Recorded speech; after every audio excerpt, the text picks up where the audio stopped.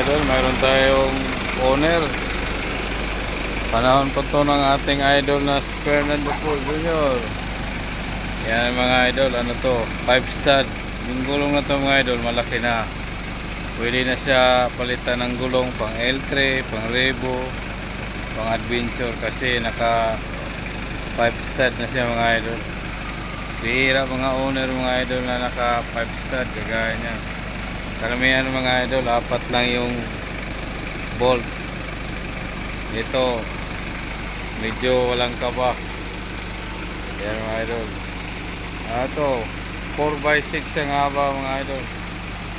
Mga ma'am sir, baka naghanap kayo ng kargahan ng gulay.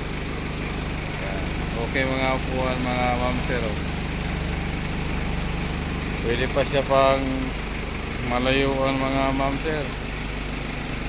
Tiniturahan lang ang dilaw para kita naman yung loob. Yan. May reserva pa yan mga ma'am sir.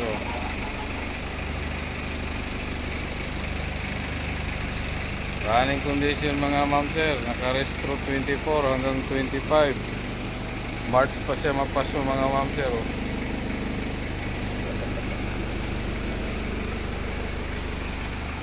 Naka-steel top siya mga ma'am sir. Hindi na po siya mabubulok kasi yero.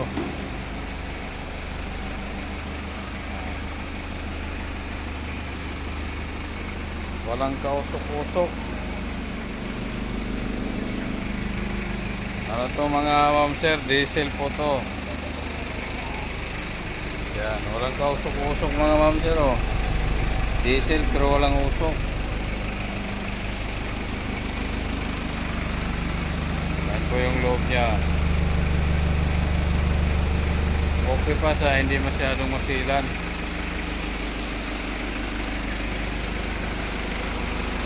Tingnan natin yung makina mga ma'am sir. Oops.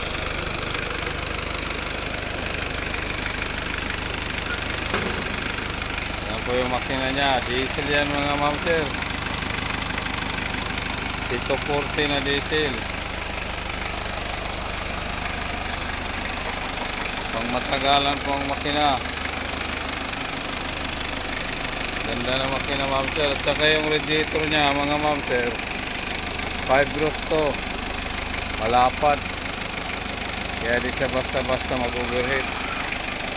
Malaki siya. So, tingnan natin kung may tarsik. Sabi ng mga mekaniko, pag may tumalsik daw dyan sa dipstick, sira na makina. Ayan. Walang lumalapas mga ma'am sir.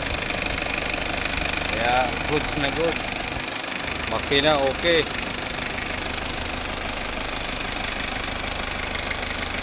Ayan, wala mo lang kapalag-palag mga idol. Ganda ng makina. Pwede pang long drive. Mababang model lang to mga ma'am sir. Kaya lang running condition. Ang lamang lang nito, naka-diesel siya. Bihirang owner na diesel mga ma'am sir. Kita mo naman, umaandar yan. Takpan na natin yung makina, baka lumigin.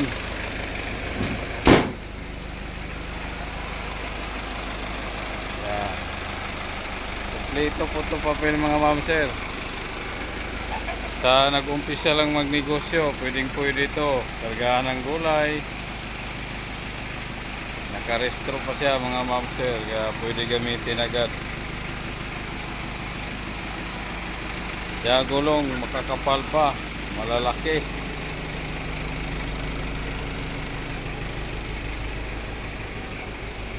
Ayan. Dito mga ilaw to mga ma'am sir, di pa mabasag basta-basta yung lens mga idol. May nilagay na stainless.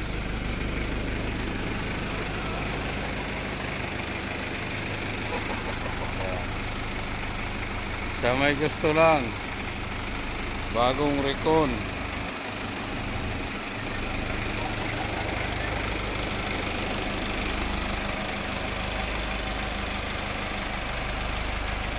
Saan pa kayo? sa owner na ito.